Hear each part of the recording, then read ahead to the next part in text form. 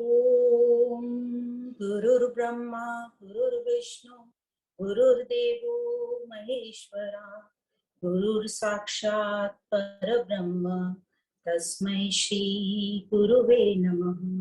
तस्मै श्री गुरुवे नमः। आप सभी को नमस्कार। हम आज का सेशन शुरू करेंगे गुरु वंदना से। ब्रह्मानंदं परम सुखदं केवलं ज्ञानमूर्तिं द्वन्द्वातीतं गगनसदृशं तत्त्वमस्यादिलक्ष्यम् एकं नित्यं विमलम् अचलं सर्वधी साक्षिभूतम् भावातीतं त्रिगुणरहितं सद्गुरुं नमामि। सद्गुरुं तं नमामि। तो इस गुरु वंदना से हमने उस महान गुरु को वंदन किया है, नमन किया है। और यह जो गुरु है जिनको हम वंदन कर रहे हैं, यह कोई फिजिकल गुरु नहीं है। यह ब्रह्म स्वरूप परमात्मा जिसको हम जानते हैं, वह गुरु को हम नमन करते हैं। कैसा है वह गुरु? वह गुरु है परम आनंद स्वरूप, सुख स्वरूप, जो हम सबको आनंद और सुख देने वाला है, जो केवल ज्ञान की मूरत है और द्वंद्वों से परे है। तो द्वंद्व हम सब जानते हैं, द्वंद्व मतलब पेयर ऑफ ऑपोजिट्स होते हैं, सुख दुख लाभ हानि, इन सब से जो परे है, जो आकाश की तरह निर्लिप्त है, विशाल है। जैसे हमने पढ़ रखा है कि 5 तत्वों में जो आकाश तत्व है वह विशाल है, निर्लिप्त है। और आगे कहा है तत्वमस्यादि लक्ष्यम, तो जो हमारा लक्ष्य है अपने स्वरूप को पाना, तो जो महावाक्य तत्वम असि, उस महावाक्य को, उस लक्ष्य को बता रहे हैं। तत्व मतलब मेरा स्वरूप, तो मेरे अपने स्वरूप जो मेरा पाने का लक्ष्य है उसकी तरफ वह मुझे पहुंचाता है, जो एक ही है, जो नित्य है, जो शुद्ध है। विमलम अचलम, विमलम मतलब जो शुद्ध है, और अचल मतलब जो स्टेबल है, जो स्थिर है, और जो सबका साक्षी है, मतलब सबका विटनेस है। जो भावातीतम मतलब जो भावों से परे है, और त्रिगुण रहितम मतलब तीनों गुण, सतोगुण रजोगुण और तमोगुण, तीनों को प्रकाशित करने वाला है, तीनों से परे है, तो उसको कहा गया है गुणातीत। तो ऐसे सद्गुरु को हम नमन करते हैं, प्रणाम करते हैं। तो आज का हमारा जो टॉपिक है वो है उपनिषद का परिचय।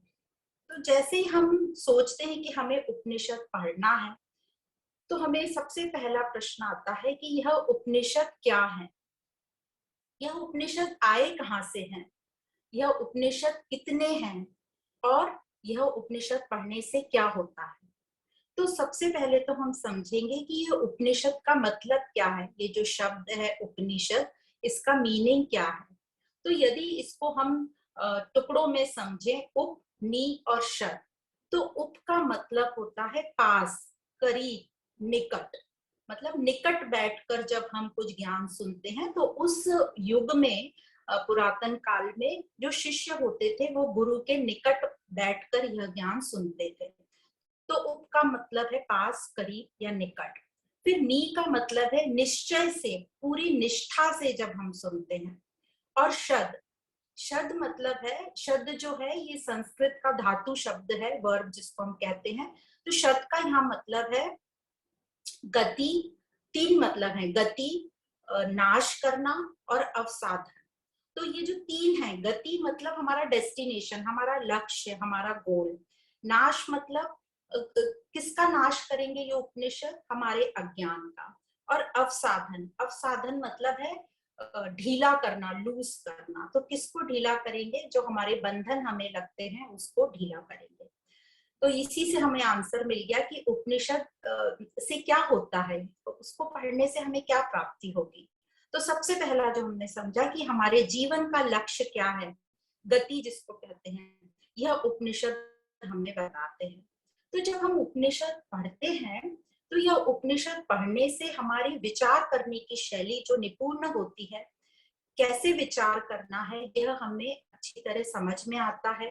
हम अपने आप से प्रश्न करते हैं कि हम कौन हैं, और फिर जो हम ही अपने आप उसका आंसर ढूंढते हैं शास्त्रों का साधन लेकर, और फिर उनको हम अनुभव करते जाते हैं। तो इस प्रकार ये जो उपनिषद है हमारी थिंकिंग के पावर को डेवलप करता है। अभी तक क्या होता था, बचपन से आज तक जैसे हम जब बच्चे होते हैं हम प्रश्न पूछते हैं, तो जब हमारे बड़ों को प्रश्न के उत्तर नहीं पता होते हैं तो वो बोलते हैं कि बस पढ़ लो, ज्यादा प्रश्न मत करो, तो कहा गया है वैसा कर लो। तो हमारा भी वैसा ही थिंकिंग हो गया कि जैसा हमें कहा गया है हमने ब्लाइंडली फॉलो कर लिया, उसको ठीक से गहराई से समझा नहीं। पर यहाँ उपनिषद है अपने से प्रश्न करते रहना चाहिए। प्रश्न करने से हमारे सारे डाउट्स क्लियर होते हैं, और फिर जब हम अपने लक्ष्य पर जो हमें क्लैरिटी उससे उस लक्ष्य तक पहुंच सकते हैं। है कि यह उपनिषद क्या करते हैं, का नाश करते हैं। तो जो दूसरा सब था शब्द में गति पहला, दूसरा हिंसा या नाश, तो हमारे अज्ञान का नाश करते हैं। तीसरा था अवसाधन, मतलब वो हमारी जो बंधन है उनको ढीला करते हैं। तो ये जो बंधन हमें संसार के लग रहे हैं, मतलब जो हमारी गलत धारणा है जिससे हम दुखी होते हैं, आसक्ति होती है हमें, मतलब अटैचमेंट हो जाता है, हमें बंधन प्रतीत होता है, यह बंधन से उपनिषद हमें छुड़ाते हैं। तो उपनिषद में हमें ब्रह्म ज्ञान दिया जाता है, ब्रह्म विद्या प्राप्त होती है, जो हमारा ब्रह्म मतलब जो हमारा खुद का स्वरूप है। तो जिस प्रकार हम मिरर में देखते हैं, दर्पण में अपने आप को देखते हैं, तो हमें समझ जाता है कि हमारा क्या स्टेटस है। उसी प्रकार ये जो उपनिषद है इनके अध्ययन से हम अपने आप को पहचानते हैं। तो उपनिषद एक तरीके से हमारे लिए दर्पण का काम करता है। अब नेक्स्ट क्वेश्चन आता है कि यह जो उपनिषद है ये आए कहाँ से? तो यह उपनिषद आए हैं वेदों से। अब इन उपनिषद की संख्या है 1180, कुल 1180 है। उसमें से 108 जो है मुख्य हैं, और जो ये 108 का जो कॉम्बिनेशन है इनको कहते हैं मुक्तिका उपनिषद, और इनमें से भी जो है 10 से 12 प्रमुख माने जाते हैं। अब फिर क्वेश्चन आता है कि ये वेद क्या है? तो जो वेद हैं ये वेद का मतलब है नॉलेज, ज्ञान, और ये संस्कृत धातु विद शब्द से बना है, विद धातु से बना है, जिसका मतलब है जानना, ज्ञान, नॉलेज। तो उसी से जो विद्या, विद्यालय, विद्वान, विदुषी, ये शब्द विद शब्द से ही आए हैं। अब वेदों को श्रुति भी कहा जाता है। श्रुति मतलब कान से जब सुनते हैं हम, उनको श्रुति कहा जाता है। तो वेदों को श्रुति भी कहा जाता है, क्योंकि यह जो ज्ञान था यह ऋषियों को सुनाया गया था। उस वक्त लिखित में कुछ भी चीज नहीं थी। तो यह जो उपनिषद है, वेद है, ये सुनाए गए थे, इसलिए इनको श्रुति कहते हैं। और फिर ये याद रखे जाते थे, मतलब स्मृति, और फिर इनको आगे की जनरेशन में ट्रांसफर, एक जनरेशन दूसरे जनरेशन को सुनाती जाती थी। तो सुनकर और याद रखकर, मतलब श्रुति और स्मृति। तो इस प्रकार पुरातन काल में ऋषि मुनि ने ये वेदों को सुना, और फिर उनका कंटेंट बरकरार रखते हुए, उनका मूल तत्व बरकरार रखते हुए उनको सुचारू रूप से संगठित किया, कईयों ने कविता में, कईयों ने गीत में, और फिर इनको विस्तार से इनकी व्याख्यान की, एक्सप्लेन किया, और यह पीढ़ी दर पीढ़ी यह चलते आए, और आज भी यह हमें एज इट इज मिल रहे हैं, और आज भी यह अनमोल है। अब यह जो वेद है इनकी जो अमूल्यता है, ये ऐसे साबित होती है कि इसकी जो सत्यता का प्रमाण देखते हुए इन्हें भारत में ही नहीं बल्कि पूरे विश्व में वेदों को मान्यता दी गई है। अब क्वेश्चन आता है ये वेद कहाँ से आए? तो ये जो वेद हैं इनको कहते हैं अपौरुष्य, और ये सनातन धर्म की नींव है।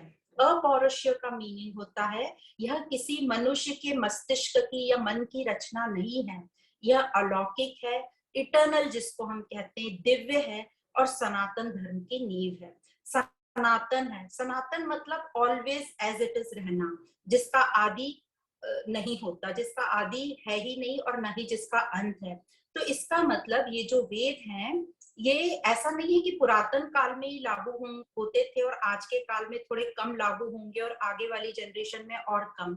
नहीं, ये एज इट इज इनकी जो प्रैक्टिकल यूटिलिटी है वैसी की वैसी रहेगी हमेशा के लिए। तो इस प्रकार वेदों को सनातन नींव कहा गया है। अब ये अपौरुषेय जो है, इसका ये मानव मतलब ये ऑथरलेस है, किसी मानवीय मस्तिष्क की रचना नहीं है। अब हजारों साल पहले ऋषि मुनियों ने इस ज्ञान को सुना और वेद व्यास जी ने, ऐसा कहा जाता है पहले ये एक ही वेद था, पर वेद व्यास जी जिनको हम कृष्ण द्वापायन के नाम से जाने जाते हैं, बादरण्य जी के नाम से जाने जाते हैं, जो सभी ग्रंथों में हम पढ़ते हैं, वेद व्यास जी जो ऋषि पाराशर जी और सत्यवती के पुत्र थे। तो वेद व्यास जी ने इन वेदों को, इस ज्ञान को व्यवस्थित ढंग से 4 भागों में बांटा। और यह जो वेदों में ज्ञान है, ब्रह्म ज्ञान तो है ही वेदों में, पर इसके साथ साथ ही विज्ञान, कर्म, धर्म, ध्यान, गणित, आयुर्वेद, भूगोल, खगोल मतलब ग्रह नक्षत्र का काफी उसमें उल्लेख है, राजनीति, समाज संगठन, प्रकृति, या जीवन में जो भी उपयोगी क्षेत्र हैं, उन सभी क्षेत्रों के उपदेश इन वेदों में है और साथ साथ ज्ञान भी है। तो वेद व्यास जी ने इनको 4 भागों में बांटा और ये 4 हैं ऋग्वेद, यजुर्वेद, सामवेद और अथर्ववेद। और यह जो 4 वेद हैं, इनमें से जो ऋग्वेद है ये सबसे पुराना है, ओल्डेस्ट वेद है, और इसमें जो है देवताओं की स्तुतियां और प्रार्थना मेन है। साथ में इसमें गायत्री मंत्र, महामृत्युंजय मंत्र, विवाह प्रसंगे के कई मंत्र, इसमें गणित के अंकों की व्याख्यान है। तो इस प्रकार यह ऋग्वेद में यह सब है, तथा इसका महावाक्य जो है वो है प्रज्ञानाम ब्रह्म, मतलब ज्ञान का अनुभव ही ब्रह्म है। इसके बाद आता है यजुर्वेद। यजुर्वेद जो है, यजुर्वेद 2 में डिवाइडेड है, कृष्ण यजुर्वेद और शुक्ल यजुर्वेद। कृष्ण यजुर्वेद मतलब अंधकार वाला, कृष्ण के नाम से आता है, कृष्ण का एक मतलब होता है अंधकार, और शुक्ल पक्ष मतलब प्रकाश वाला रास्ता। और इस यजुर्वेद में यज्ञों की विधि विधान बताए हैं। तो बाकी सब ज्ञान के साथ साथ इसमें मेन जो है यज्ञों के विधि विधान बताए हैं। फिर आता है सामवेद, और यजुर्वेद का जो महावाक्य है वो है अहम ब्रह्म अस्मि, मतलब मैं ही ब्रह्म हूँ। फिर आता है सामवेद। सामवेद में ज्ञान के साथ भावों को इम्पोर्टेंस दिया है, भाव मतलब हमारे इमोशंस को इम्पोर्टेंस दिया है, और भावों की अभिव्यक्ति जो है सबसे अच्छी तरीके से होती गीत और नृत्य से। तो भारत में यह वेद संगीत की नींव मानी जाती है। और सामवेद का जो मुख्य महावाक्य है वो है तत्वमसि, वह तुम हो। इसके बाद चौथा आता है अथर्ववेद। अथर्ववेद में ब्रह्म ज्ञान के साथ साथ राजनीति, भूगोल और यज्ञ, चिकित्सा और चिकित्सा के विषय में काफी मंत्र दिए गए हैं। और इसका जो महावाक्य है वो है अयम आत्मा ब्रह्म, मतलब आत्मा ही ब्रह्म है। तो इस प्रकार ये 4 वेद बताए गए। अब यह जो वेद हैं, इनमें से उपवेद भी निकले, और जैसे ऋग्वेद में से आयुर्वेद निकला, आयुर्वेद मतलब हमारी आयु की जो स्टडी होती है वह। यजुर्वेद में से धनुर्वेद निकला, मतलब धनुर्विद्या। सामवेद में से गंधर्व वेद निकला, मतलब जो हमारे मनोरंजन के साधन है वो। और अथर्ववेद में से अर्थशास्त्र निकला, मतलब जो धन, संपत्ति और वैभव का है। और इसी प्रकार इनके कंटेंट के हिसाब से ऋग्वेद को धर्मशास्त्र कहते हैं, यजुर्वेद को मोक्ष शास्त्र कहते हैं, सामवेद को काम शास्त्र कहते हैं, और अथर्ववेद को अर्थशास्त्र कहते हैं। तो इस प्रकार ये 5 वेद बताए गए। कई लोग 5वां वेद भी बोलते हैं, जिसमें महाभारत, रामचरितमानस और नाट्य शास्त्र हैं। तो महाभारत जो वेद व्यास जी ने लिखी है, रामचरितमानस जो गोस्वामी तुलसीदास जी की है, और नाट्य शास्त्र जो भरत मुनि जी का है। तो इस प्रकार मेन ये 4 वेद हुए। अब ये जो 4 वेद हैं, हर एक वेद फिर से 4 भागों में बांटा गया है, और इनको कहा गया है संहिता, ब्राह्मण, आरण्यक और उपनिषद। तो जो सबसे पहला है संहिता, इसमें सभी मंत्रों का संकलन है। तो हर वेद के ये 4-4 ब्रांचेस हैं, संहिता, ब्राह्मण, आरण्यक और उपनिषद। तो जो संहिता है पहला, उसमें मंत्रों का संकलन है। जो दूसरा है ब्राह्मण, उसमें कर्म बताया गया है कि कर्म कैसे करना चाहिए। तीसरा जो है अरण्यक, उसमें उपासना बताई गई है, मतलब जो भी ये मंत्रों में और कर्म हमें बताया है, यज्ञ जो हर कर्म को यज्ञ की तरह करना चाहिए, तो ये उपासना से मतलब हम अपने आप को कैसे डिसिप्लिन में रखकर यह जो सब टीचिंग्स बताई गई हैं उसके अनुसार चले। और चौथा है उपनिषद। तो ये उपनिषद में जो वेदों का जो भी वेद है उसका गूढ़ रहस्य बताया गया है, कंक्लूजन या निष्कर्ष कह सकते हैं। यह उपनिषद में वेदों का एसेंस बताया गया है। तो इस प्रकार ये चार में डिवाइड है हर एक वेद। तो ये चार्ट में हम देख सकते हैं कि कैसे वेद व्यास जी ने अपौरुषीय ज्ञान जो उनको प्राप्त हुआ उन सब को चार भागों में बांट दिया, ऋग्वेद, यजुर्वेद, सामवेद, अथर्ववेद। और हर एक वेद के चार चार अलग भाग हैं। अब ये जो चार चार जो अलग भाग है ये फिर से बहुत सारी अलग अलग शाखाओं में विभाजित है। तो हम जो देख रहे हैं हर जो चार भाग है उसका जो चौथा भाग है उसको उपनिषद कहा गया है। तो इस प्रकार जो पहले तीन भाग हैं संहिता, ब्राह्मण और अरण्यक, उनको कहा गया है वेद पूर्व या पूर्व मीमांसा भी कहलाते हैं। मीमांसा का अर्थ होता है गंभीर चिंतन मनन। तो ये जो पहले तीन है वो ब्रह्मचर्य आश्रम, जो हमारे जीवन के चार आश्रम है, ब्रह्मचर्य आश्रम, गृहस्थ आश्रम, फिर लास्ट है संन्यास आश्रम, उसके पहले वानप्रस्थ आश्रम। तो ये जो पहले तीन है ये तीन आश्रम के काम आते हैं। तो जो संहिता, ब्राह्मण और अरण्य की ये हमारे पहले तीन आश्रम में आते हैं और इनको कहा जाता है मिलाकर पूर्व मीमांसा या वेद पूर्व। और जो चौथा है उपनिषद उसको कहा जाता है उत्तर मीमांसा, जिसमें सब ज्ञान है और पूरे वेदों का निष्कर्ष है। और इस प्रकार ये हरेक वेद की ये जो चार शाखाएं, उसके बाद इनकी अन्य शाखाएं, और हरेक के जो अंत की शाखा है उसको उपनिषद कहा गया है।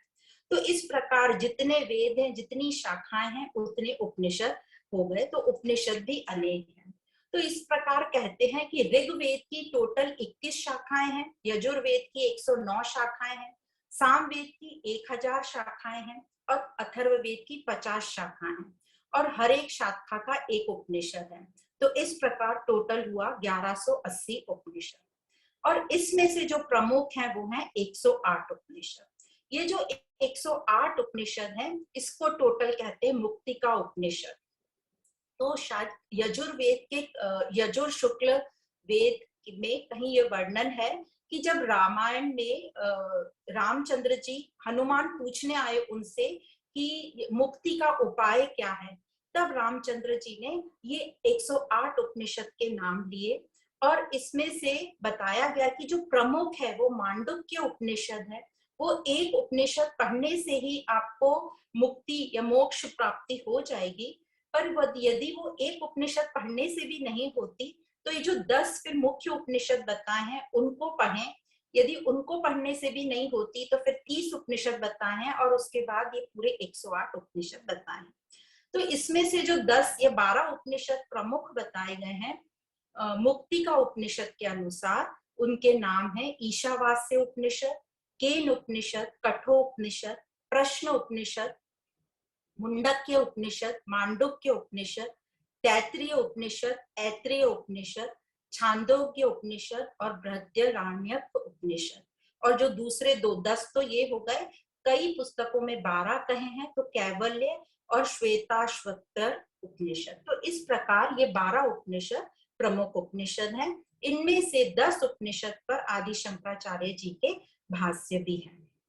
अब ऋग्वेद में आता है ऐत्रेय उपनिषद, यजुर्वेद में आता है ईशावास्य, कठोपनिषद, तैत्रीय उपनिषद, बृहद्यरण्यक उपनिषद, श्वेताश्वतर उपनिषद, सामवेद में आता है केन उपनिषद और छांदोग्य उपनिषद, और अथर्ववेद में आता है प्रश्नोपनिषद, मुंडक्य उपनिषद, मांडुक्य उपनिषद और कैवल्य उपनिषद।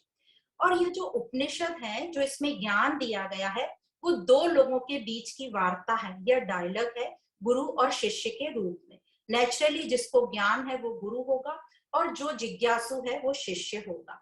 तो कई जगह जो है पति पत्नी के बीच की वार्ता है जहाँ पति गुरु है और शिष्य पत्नी है। वह आता है बृहद्यरण्यक उपनिषद में, जहाँ मैत्रेय जो है वो पत्नी है और शिष्य है, और जो उनके गुरु हैं उनके पति यज्ञवाकल्य। और उसी प्रकार एक उपनिषद जो कठोपनिषद है उसमें नचिकेत जो है शिष्य हैं और यम देवता यमराज जो है गुरु हैं। इसी प्रकार छांदोग्य उपनिषद में श्वेत केतु शिष्य हैं और उनके गुरु तो अलग हैं, पर उनके पिता ने भी गुरु का रोल किया है, उद्दलक ऋषि जिनका नाम है। तो इस प्रकार उपनिषद में जो ज्ञान दिया है गुरु शिष्य परंपरा के हिसाब से दिया है। अब जैसे उपनिषद में बताया कि ये वेद के अंतिम भाग हैं, इसीलिए इनको वेदांत कहा गया है। तो ये जो अंतिम भाग है इसलिए वेदांत कहा गया है, और दूसरा ये अंतिम भाग में ही वेदों का सारांश है, समीक्षा है, या एसेंस बोलो, या वेदों का क्रक्स है। तो यह कहलाए उपनिषद। पर उसी प्रकार एक और ग्रंथ जो वेद व्यास जी का है, ब्रह्म सूत्र, उसमें भी ब्रह्म ज्ञान बताया गया है, इसलिए ब्रह्म सूत्र को भी वेदांत कहा जाता है और उत्तर मीमांसा भी कहते हैं। इस ब्रह्म सूत्र को न्याय प्रस्थान भी कहा जाता है। क्यों न्याय प्रस्थान कहा जाता है? क्योंकि इसमें जो है ज्ञान को जो बताया गया है वह बड़े ही तर्क पूर्वक बताया गया है, इसलिए इसको न्याय प्रस्थान भी कहा जाता है। और ये ब्रह्म सूत्र के जो रचयिता हैं वो हैं वेद व्यास जी, और इन ब्रह्म सूत्रों में कम से कम शब्दों में ब्रह्म मतलब हमारे स्वरूप का वर्णन किया गया है। ब्रह्म सूत्र को वेदांत दर्शन भी कहा जाता है, क्योंकि मूल तत्व को प्राप्त करना ही रियल दर्शन का मतलब है, इसलिए उसको वेदांत दर्शन भी कहा जाता है। अब कई महान आचार्यों ने, ऋषियों ने महत्वपूर्ण शास्त्रों पर कमेंट्री लिखी है, जिसे भाष्य कहा जाता है। तो आदि शंकराचार्य जी ने विष्णु पुराण पे लिखा है, भगवत गीता पे लिखा है, महाभारत पे लिखा है, और रामानुजाचार्य जी ने लिखा है, माधवाचार्य जी ने लिखा है। ऐसे कई बड़े बड़े आचार्यों ने भाष्य लिखे हैं। तो जो आदि शंकराचार्य जी ने ब्रह्म सूत्र पर जो भाष्य लिखा है वह शंकर भाष्य के नाम से प्रसिद्ध है। तो इस प्रकार ये बात हुई शास्त्रों की, कि ये जो शास्त्र हैं, ये शास्त्र जो हैं सब मिलाकर शास्त्र में सब कुछ आ जाता है। वेद आ जाते हैं, वेदों को श्रुति भी कहते हैं, उपनिषद आ जाते हैं, स्मृति, सूत्र, पुराण, इतिहास, ये सब, और भाष्य भी आ जाते हैं। जो शास्त्र शब्द है वह भी संस्कृत शब्द से लिया गया है, जिसका मतलब है शिक्षा प्रदान करना। तो क्या शिक्षा प्रदान करना और किसको प्रदान करना?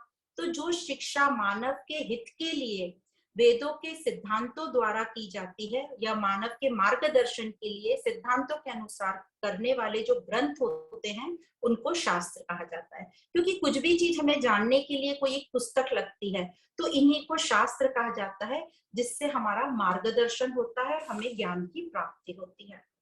अब यहाँ सब हमने समझा उपनिषद तक, पर जो पुराण है, ये पुराण और इतिहास क्या है? तो वेदों के कुछ हिस्से कहा जाता है जो बच गए थे, तो वेद व्यास जी ने उनको कहानियों के रूप में उस तत्व को, ज्ञान जो तत्व है उसको प्रस्तुत किया। तो इस प्रकार यह कहलाए पुराण। और ये जो पुराण है ये 18 पुराण है, और 18 को 6 3 भाग में डिवाइड किया है, ब्रह्मा, विष्णु और महेश के हिसाब से। तो जो पहला है ब्रह्मा वाला सेगमेंट, उसको, उसमें जो 6 पुराण आते हैं वो है ब्रह्म पुराण, भविष्य पुराण, अग्नि पुराण, ब्रह्म वैवर्त पुराण, ब्रह्मांड पुराण और पद्म पुराण। और जो दूसरे सेगमेंट में आते हैं, विष्णु के सेगमेंट में, वो है विष्णु पुराण, नारद पुराण, वामन पुराण, मत्स्य पुराण, गरुड़ पुराण और श्रीमद् भागवत पुराण। तो जो इसमें श्रीमद् भागवत पुराण, विष्णु पुराण बहुत प्रचलित है, और गरुड़ पुराण भी प्रचलित है। फिर तीसरा जो है, जो भगवान महेश के नाम पर है, वो है शिव पुराण, लिंग पुराण, कुर्म पुराण, मार्कंडेय पुराण, स्कंद पुराण और वाराह पुराण। मतलब सब भगवान के अवतारों पर ये पुराण है। तो इस प्रकार ये 18 पुराण हुए। अब इतिहास क्या है? तो जो रामायण और महाभारत है इसको इतिहास कहा है, हिस्ट्री जिसको कहते हैं, तो ये रामायण महाभारत हिस्ट्री या इतिहास कहलाए। तो इस प्रकार ये हमने समझा कि शास्त्रों में क्या क्या आता है। तो सबसे पहले शास्त्रों में वेद आते हैं, वेद में वेद पूर्व और वेदांत, वेदांत के अंदर उपनिषद आ गए, ब्रह्म सूत्र आ गया, फिर श्रुति इन वेदों को ही कहते हैं, फिर स्मृति जैसे भगवत गीता आती है स्मृति में क्योंकि वो याद करी जाती है और फिर बोली जाती है, ये आ गए, फिर पुराण आ गए और इतिहास आ गए। तो इस प्रकार यह पूरा शास्त्र का एक पैकेट हमको समझ में आया कि शास्त्र मतलब क्या होता है। अब जब एक साधक को अपने जीवन का लक्ष्य प्राप्त करना है, तो लक्ष्य मतलब अल्टीमेट गोल जब हमको प्राप्त करना है, तब वह इन शास्त्रों को कैसे पढ़ना शुरू करे। अब ये क्वेश्चन आता है, समझ में आ गया सब है, अब हम कहाँ से शुरू करें। मतलब जिसको भी अपनी आध्यात्मिक यात्रा शुरू करनी है तो वो प्रस्थान कैसे करेगा, शुरू कैसे करेगा।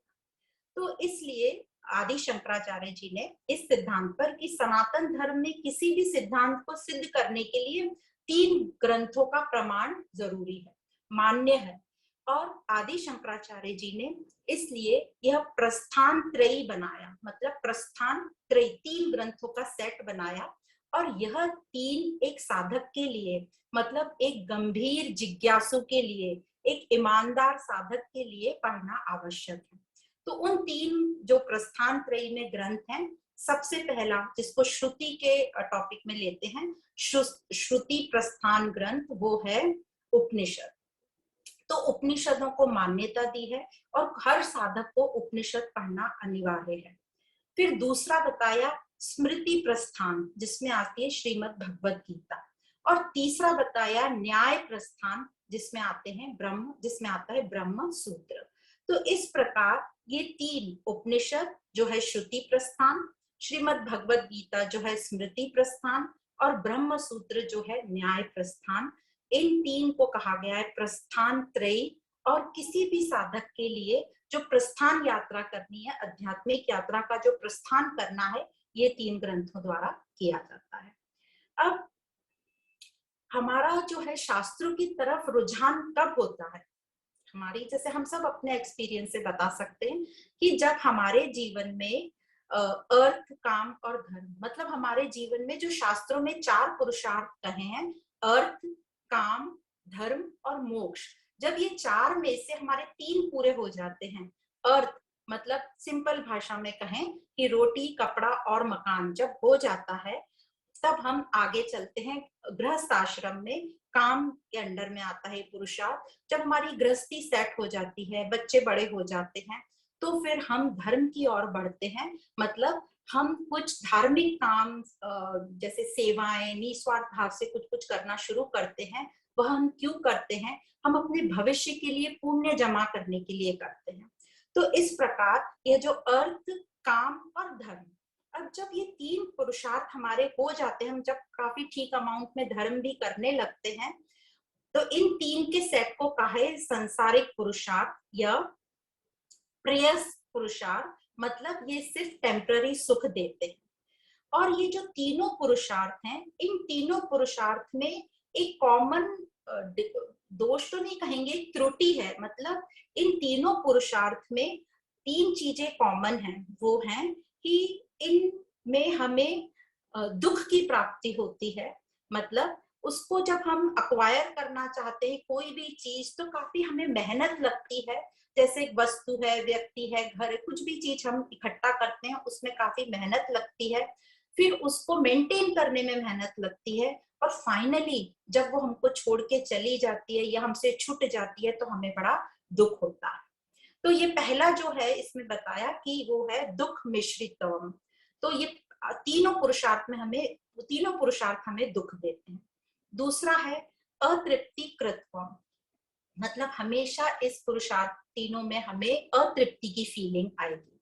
जो भी हमारे पास होता है उससे हमें कुछ दिन तक तो तृप्ति होती है, पर जल्दी ही हमें फिर से लगता है कि और चाहिए और चाहिए, दिल मांगे मोर, वो वाला सेंटेंस चलता रहता है। तो ये अतृप्ति होती है। और तीसरा जो है वो होता है बंध कत्वम, मतलब यह सब वस्तुएं, घर है या जो भी कुछ हमारे पास है, वो उससे हमें आसक्ति हो जाती है, हमें उसकी आदत पड़ जाती है और उसके बिना हम रह नहीं पाते। तो इसलिए ये तीनों चीजें हमें दुख देती हैं। तो ये जो तीन पुरुषार्थ हैं, ये तीनों हमें बांधते हैं, दुख देते हैं और अतृप्ति की फीलिंग देते हैं। अब जब मनुष्य इस मुकाम पर पहुंच जाता है कि उसके ये तीन पुरुषार्थ पूरे हुए और उसे ये अब समझ में आता है कि सब कुछ मैंने कर लिया, फिर भी मुझे वह खुशी और आनंद या सुख की प्राप्ति नहीं हो रही, क्या कुछ और करना बाकी है? क्या ये आनंद पाने के लिए या शांति पाने के लिए कुछ और रह गया है क्या? कुछ और मुझे करना है क्या? तो यहाँ शास्त्रों का उत्तर आता है कि हाँ, एक और पुरुषार्थ है और वो है हमारा चौथा पुरुषार्थ, जो कि है मोक्ष। और शास्त्रों के अनुसार यही आनंद और शांति है, और यही आनंद और शांति मेरे अंदर है, तो इसकी खोजना मुझे अपने अंदर करना है। और यही आध्यात्मिक यात्रा है, जिसको कि अंदर की यात्रा कहा जाता है। इस यात्रा के लिए हमें बाहर कहीं भी जाने की जरूरत नहीं है। और ये जो चौथा पुरुषार्थ है, इसको ही परम पुरुषार्थ, मोक्ष या श्रेयस्कर कहा गया है। श्रेयस्कर क्यों? क्योंकि ये हमारे मन बुद्धि की उन्नति करेगा और हमें हमारे लक्ष्य की तरफ ले जाएगा। तो इसको मोक्ष कहा गया है, चौथा पुरुषार्थ, परम पुरुषार्थ मोक्ष। तो ये मोक्ष क्या है हम समझेंगे। मोक्ष का मतलब होता है फ्रीडम, बंधन मुक्त, लिबरेशन जिसको हम कहते हैं। तो यह वह स्थिति है जहां किसी भी वस्तु, व्यक्ति, परिस्थिति के रहने या ना रहने से हमारे अंतर मन में कोई भी फर्क नहीं पड़ता और हमारा अंतर मन हमेशा तृप्त रहता है और आनंद में रहता है। तो ऐसी वाली मनोस्थिति को, ऐसी वाली मानसिक स्थिति को कहेंगे हमारा मानसिक स्वास्थ्य जो है, हमारी मेंटल हेल्थ जो है, या हमारी मानसिक प्रतिकार शक्ति है, मतलब हमारी मेंटल इम्यूनिटी है, ये कैसी होगी हम समझ सकते हैं। जहां पर हमारी मन की स्थिति को कुछ भी फर्क नहीं पड़ता, बाहर हमारे पास अर्थ हो, काम हो, कुछ भी हो, धर्म हो या नहीं हो, हमारे हिसाब से हो या नहीं हो, हमारी अंतर मन की स्थिति स्थिर रहती है। तो ऐसी मानसिक इस स्थिति में जो हमारा मानसिक संतुलन रहता है, मानसिक स्वास्थ्य रहता है, यह एकदम स्टेबल रहता है। तो ऐसी स्थिति को कहा गया है चौथा पुरुषार्थ, मोक्ष पुरुषार्थ। तो इस मोक्ष के लिए ही हम सब, हमारे जीवन का अंतिम लक्ष्य है, आज नहीं भी है तो कल होगा, कि हमें इस पुरुषार्थ को प्राप्त करना है। कि हम सिंपल लैंग्वेज में बोलते हैं, मुझे तो आनंद चाहिए, मुझे तो शांति चाहिए, मुझे तो सुख चाहिए। इसका मतलब ये है कि हमें ये चौथा पुरुषार्थ चाहिए। अब ये जो चौथा पुरुषार्थ है, इसको कैसे प्राप्त करेंगे? तो यह प्राप्त होगा शास्त्रों द्वारा, ज्ञान से, जो वेदांतों में दिया गया है, जो उपनिषदों में दिया गया है। तो यह जो ज्ञान हम लेंगे शास्त्रों से, वेदांतों से, उपनिषद से, इस ज्ञान को लेने के लिए क्या हमारी योग्यता है? क्योंकि यह सब ज्ञान हमें मन से स्वीकार करना है। तो क्या हमारी मेंटल स्थिति या मानसिक स्वास्थ्य वैसा है क्या? तो यदि अभी हमारा इतना अच्छा मानसिक स्वास्थ्य नहीं है, तो इस ज्ञान की योग्यता प्राप्त करने की योग्यता होनी चाहिए हमारे अंदर। तो क्वेश्चन आता है, तो जो हम इतने बरसों से कर्म कर रहे थे, उपासना कर रहे थे, वो कुछ काम के लिए नहीं, कुछ काम के नहीं है क्या? तो यहाँ पे यही आंसर आता है कि ऐसी बात नहीं है। यह जो कर्म और उपासना है, यही हमारे मन को शुद्ध करती है और हमें ज्ञान के योग्य बनाती है। तो ये जो सब साधन है हमें ज्ञान के योग्य बनाने के लिए, कर्म और कर्म उपासना, कर्म योग और उपासना योग। तो जैसे हम सब जानते हैं कि हमारे मन में जो है तीन दोष होते हैं, मल, विक्षेप और आवरण। ये तीनों दोष के कारण हम ये ज्ञान प्राप्ति नहीं कर पाते, या ज्ञान प्राप्ति के ये बीच में आड़े आते हैं। तो सबसे पहले हमें अपने मन का जो ये तीनों दोष हैं, इनको दूर करना है। तो ये जो मल दोष है, यह होता है कर्म योग से दूर। जो विक्षेप है वो होता है उपासना योग से दूर, और ये जो आवरण है ये होता है ज्ञान योग से दूर।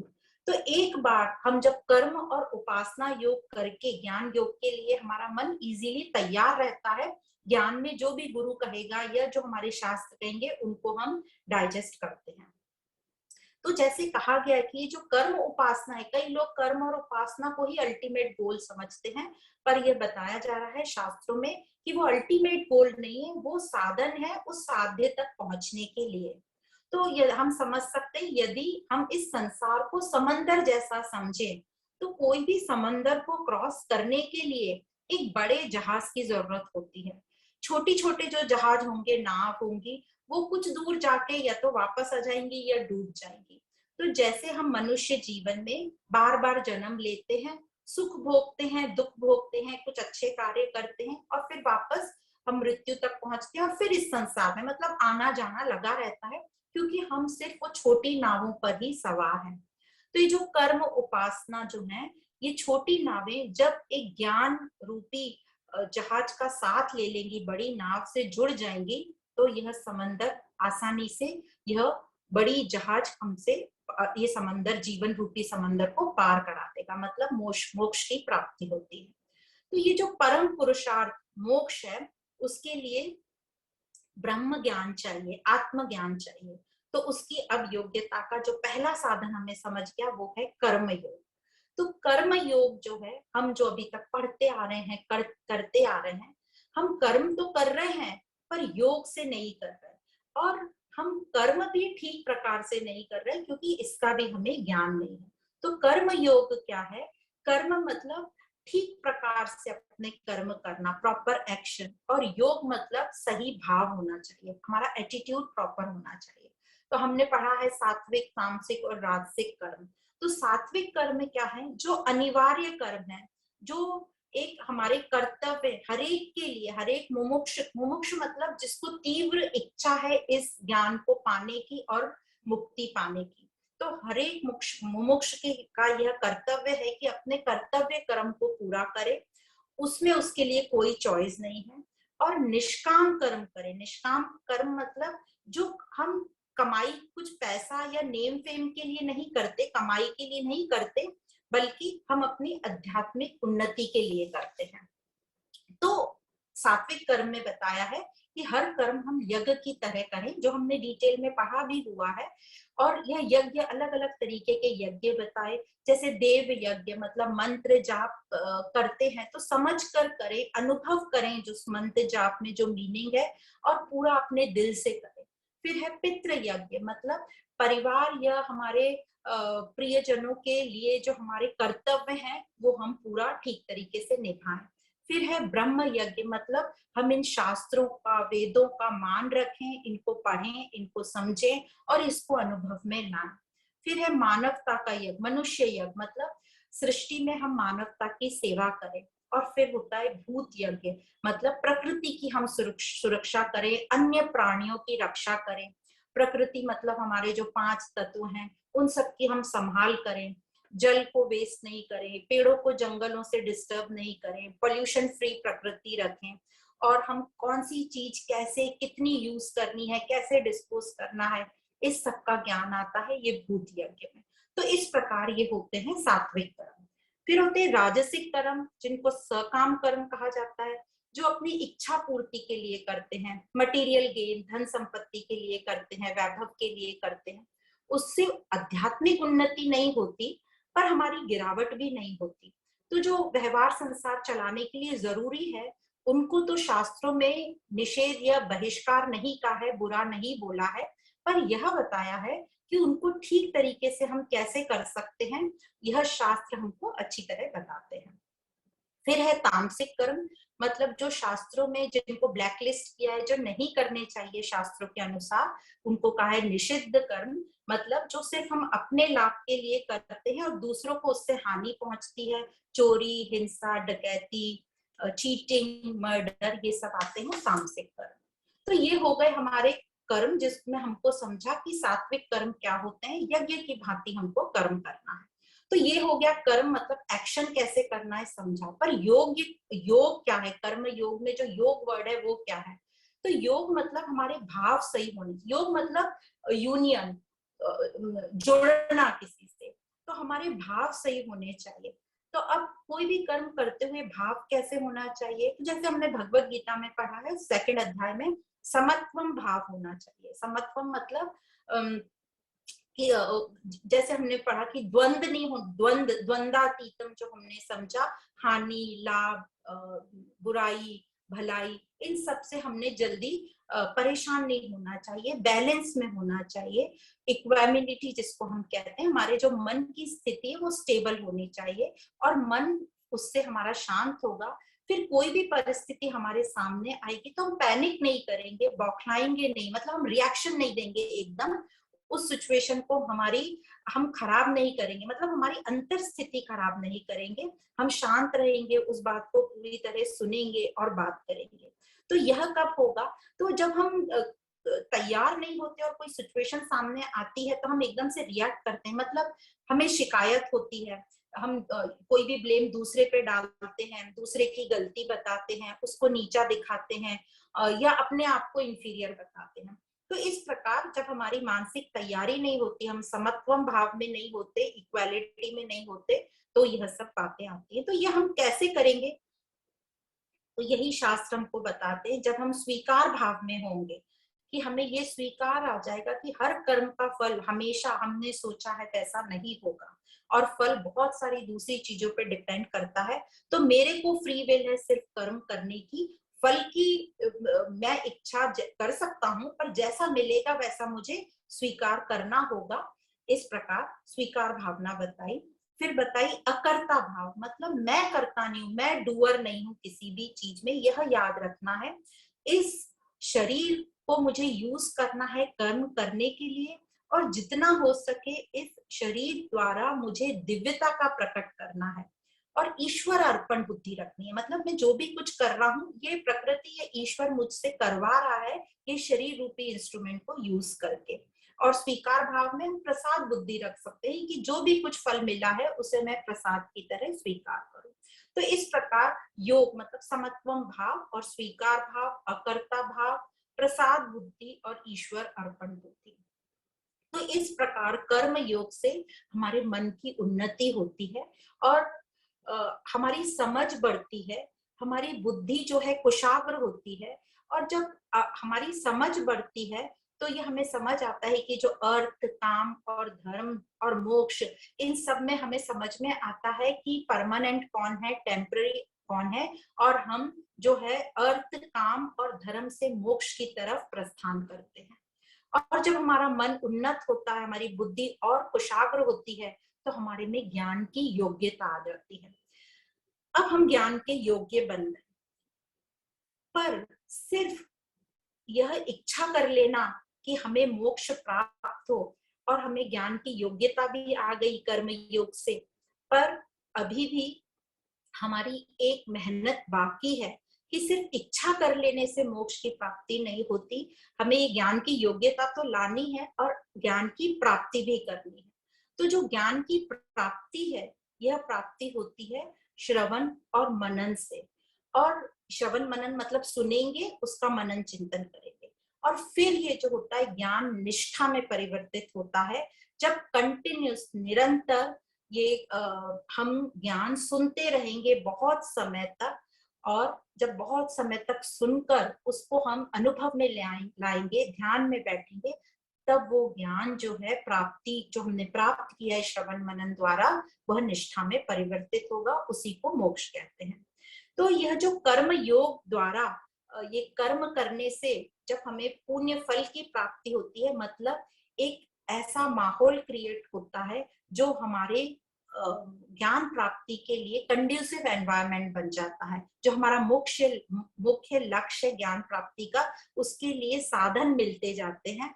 तो पहला साधन तो हमको मिला है मनुष्य जन्म, यही बहुत बड़ी बात है कि हमें ये मनुष्य जन्म मिला है, ये बुद्धि हमें मिली है। उसके बाद हमें सत्संग का साथ मिलता है, शास्त्र हमें मिलते हैं, और हमारे अंदर ये लालसा आती है कि हमें ज्ञान प्राप्त करना है, हमें अपने स्वरूप को जानना है, मतलब मुमुक्षता हमारे अंदर आती है, और हमें गुरु मिलता है ये शास्त्रों द्वारा।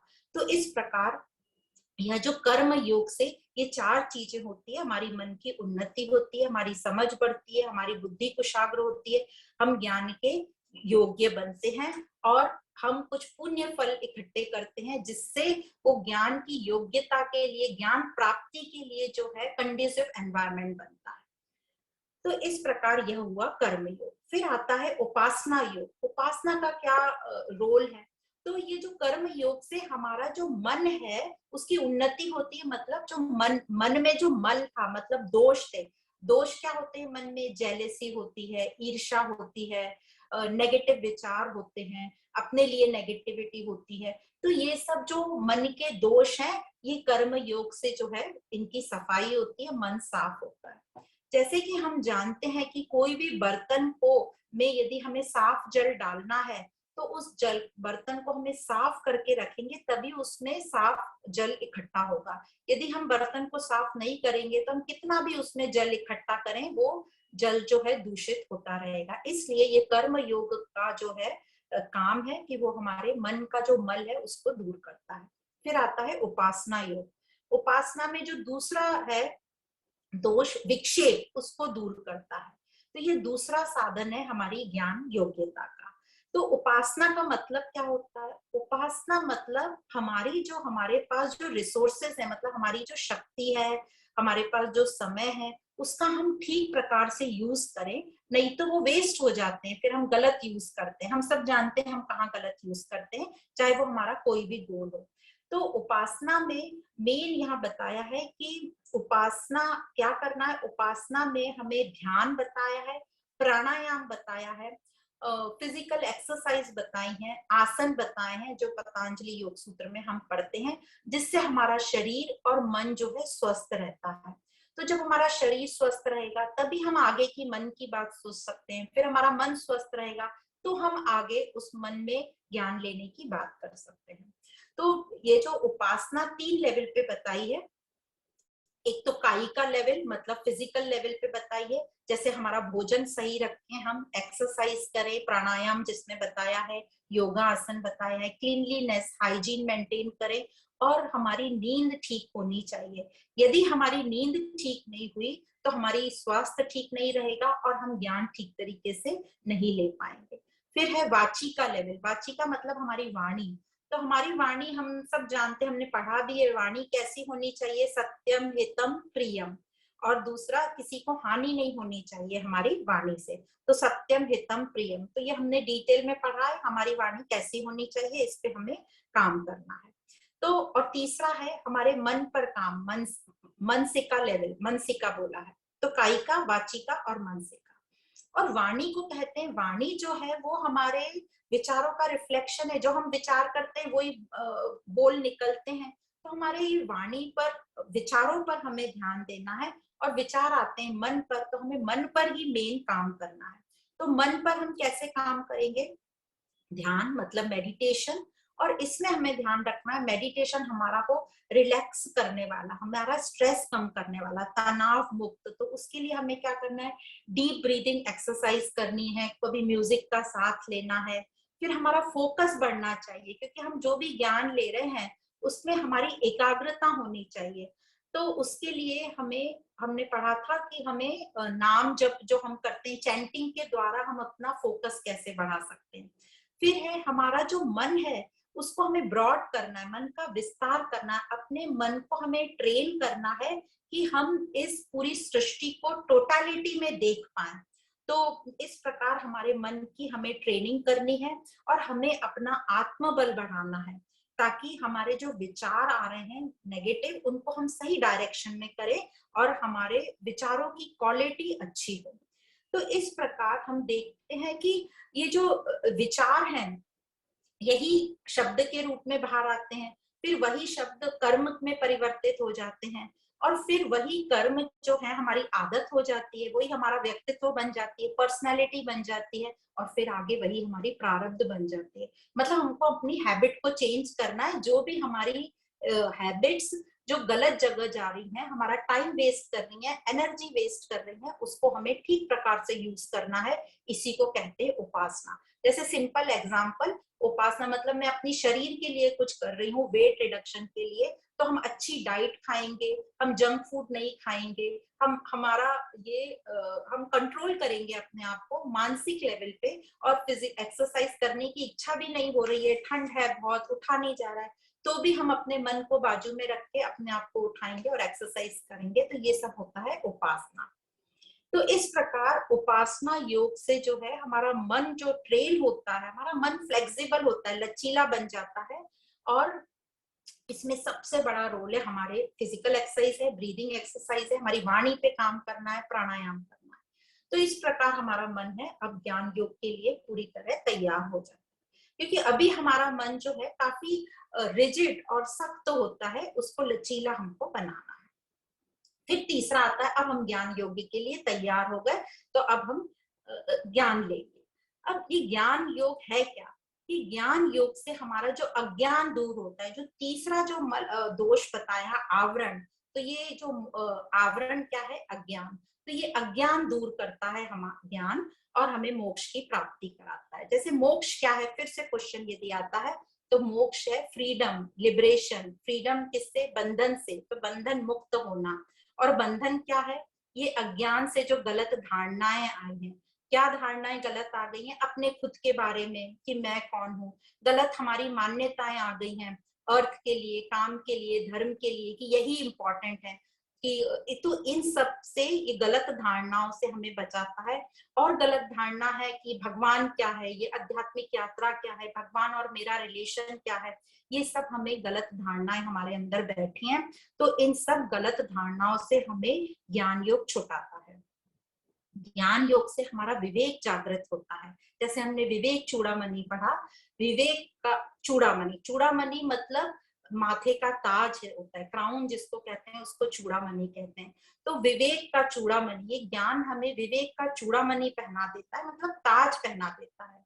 और यह श्रेयस्कर और प्रेयस्कर, मतलब दो में हमें डिफरेंस बताता है। प्रेयस्कर जो होता है, जो प्लेजर के लिए, सुख के लिए हम करते हैं, जरूरी नहीं है कि उन्हें पूरा छोड़ना है, पर हमें श्रेयस्कर रास्ते ज्यादा अपनाने हैं। तो इन दोनों में हमारी बुद्धि डिफरेंस कर पाती है।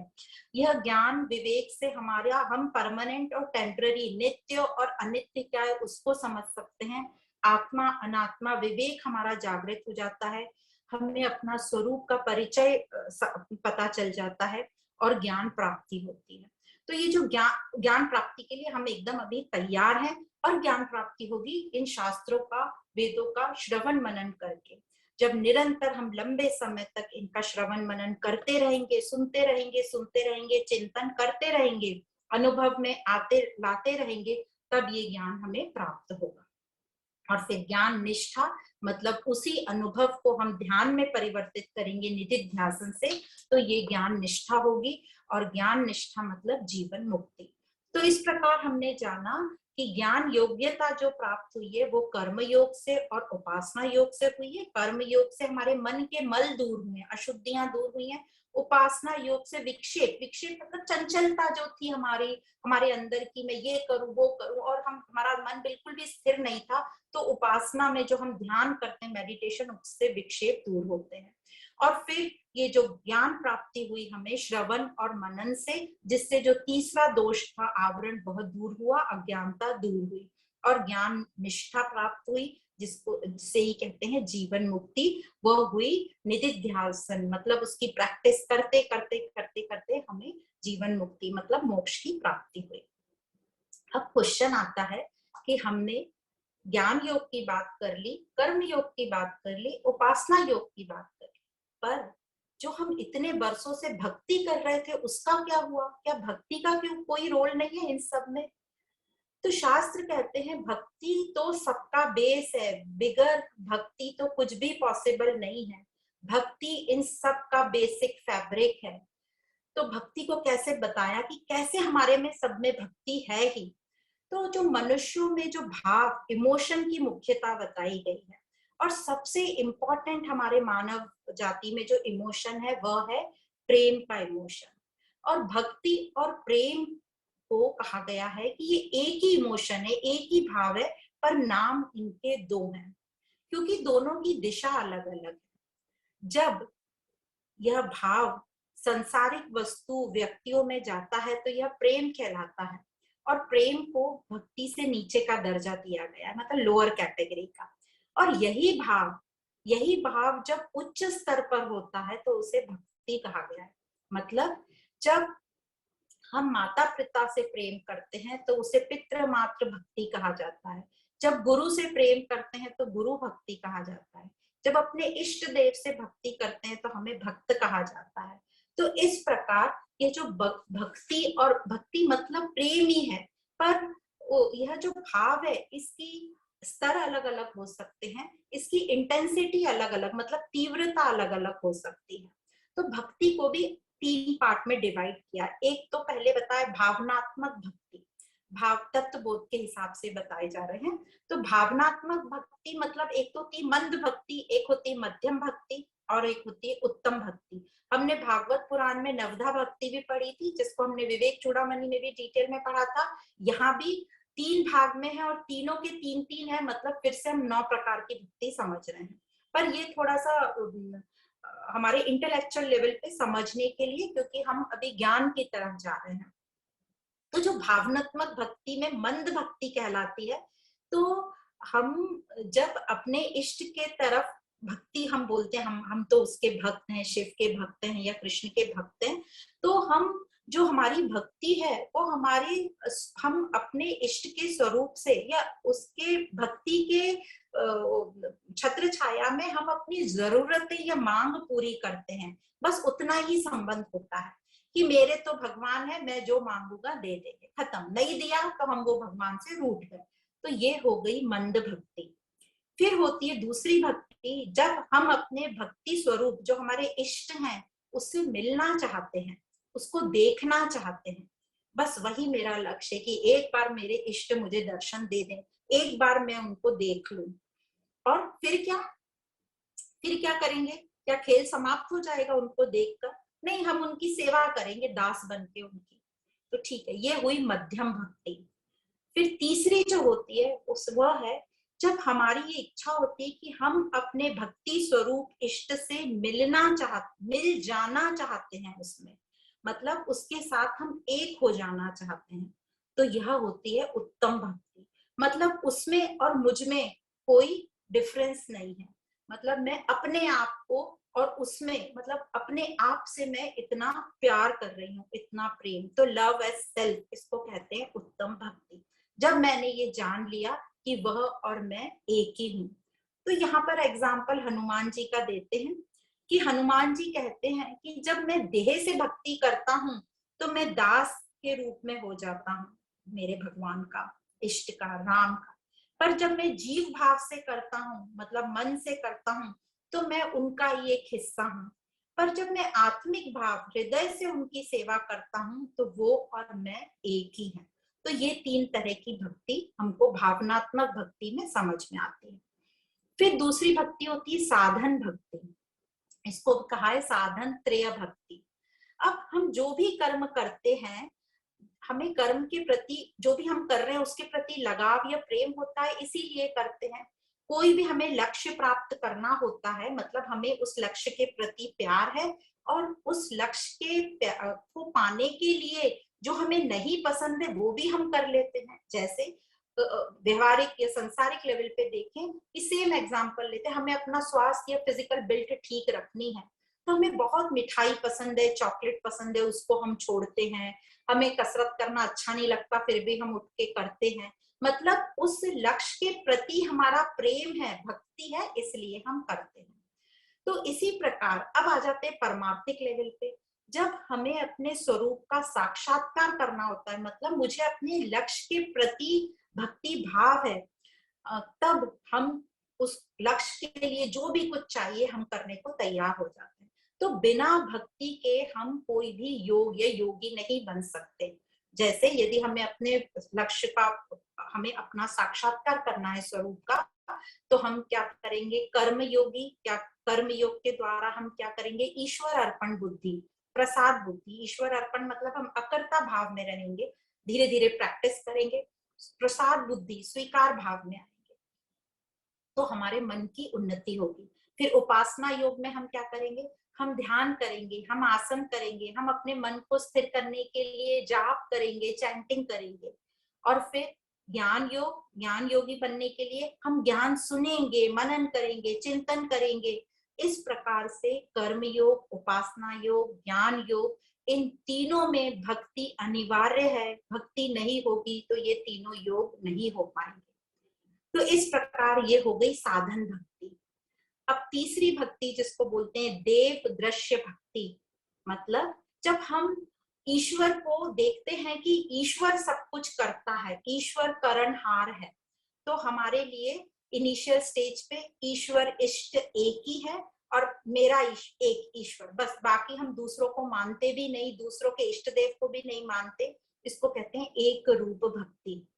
फिर हमको समझता है कि जो करता है ईश्वर, उसी ने ये जगत बनाया है और वह जगत का कारण है, और वह कारण ही नहीं, वह खुद ही जगत बन गया, जो हमने चतुश्लोकी भागवत में पढ़ा है कि ब्रह्म खुद ही ये 5 तत्व बन गया। तो उसने, अब हम साधक ने हर रूप में भगवान को देखना शुरू कर दिया कि ये सब उसी का है, तो अनेक रूप भक्ति। फिर तीसरा, जब उस साधक को यह समझ में आ गया कि अधिष्ठान मतलब तत्व हर जगह वह व्याप्त है, मूल वही है, सब में वही है, तो उसको अपने में और किसी में भी भेद नहीं दिखता, वो स्वीकार भाव में आ जाता है, और इसको कहते हैं अरूप भक्ति।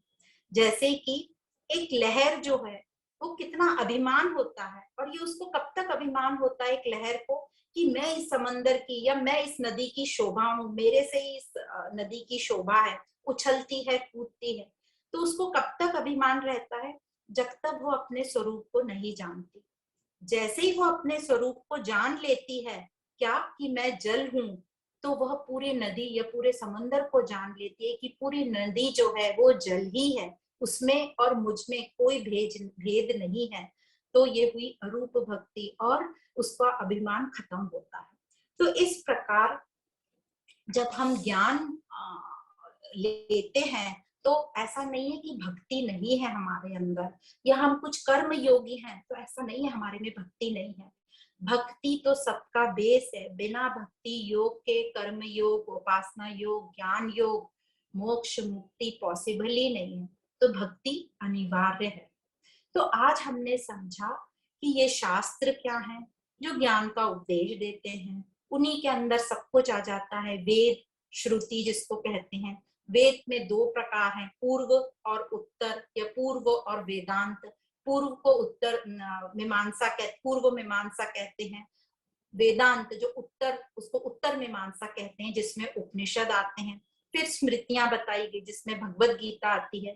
फिर हमने ब्रह्म सूत्र समझा, ब्रह्म सूत्र काय में आता है, वो भी वेदांत में आता है क्योंकि उसमें भी ज्ञान है।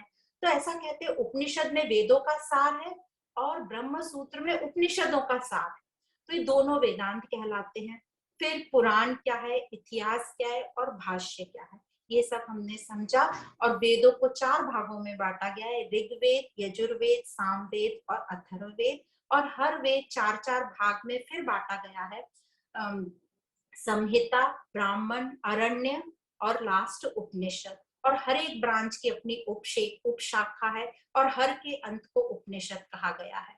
तो हर, इसलिए वेदांत अंत को उपनिषद का है, पर अंत मतलब ही नहीं है, उसका मतलब है कि उसमें वेदों का सार है, ज्ञान है, निष्कर्ष है। और कुल 1180 उपनिषद हैं, उनमें से मुक्ति का उपनिषद में 180 उपनिषद बताए गए हैं, उसमें से 10 या 12 प्रमुख बताए गए हैं। और ये जो उपनिषद हैं, ये हमें ज्ञान प्राप्त कराते हैं, अपने स्वरूप, अपने लक्ष्य तक पहुंचाते हैं। हमें ब्रह्म स्वरूप जब हम समझ जाते हैं, तो हम अज्ञानता जो बंधन है हमारा, उससे हम मुक्त होते हैं, और उसी को कहते हैं मोक्ष, लिबरेशन, एनलाइटमेंट या फ्रीडम। और यही है परम आनंद, जो हम सब जिसके लिए भाग रहे हैं, इधर उधर खोज रहे हैं, उसकी खोज हमें अपने अंदर ही करनी है, और यही आध्यात्मिक यात्रा है। तो जब एक साधक अपने अंदर की ओर चल पड़ता है, तो उसका जो जीवन है वो आध्यात्मिक यात्रा कहलाता है। तो यहाँ हम आज विराम देंगे। ये हुआ उपनिषदों का शॉर्ट में परिचय। आगे के नेक्स्ट सेशन में हम ईशावास्य उपनिषद लेंगे। हर एक उपनिषद एक ही सेशन में लेंगे, उसका हम सार बताएंगे, डिटेल, बहुत डिटेल में नहीं, काफी कुछ हमने व्याकरण पढ़ा हुआ है। हाँ, एक और शब्द आता है वेदांगा। ये वेदांगा शब्द यूज करते हैं, ये उपनिषदों की जो किस तरीके से इसको पढ़ा जाता है, उनको वेदांगा कहते हैं। उसमें ग्रामर आती है, उसमें छंद आते हैं, मतलब एक एक तरीके का मीटर जैसा होता है कि कैसे कोई छंदों को, गीतों को पढ़ा जाता है, कैसे उनकी राग होती है, उनमें क्या शिक्षा होती है, उनके प्रोनाउंसिएशन क्या होते हैं, उन सबको कहा जाता है वेदांग। तो आप सभी को बहुत बहुत धन्यवाद।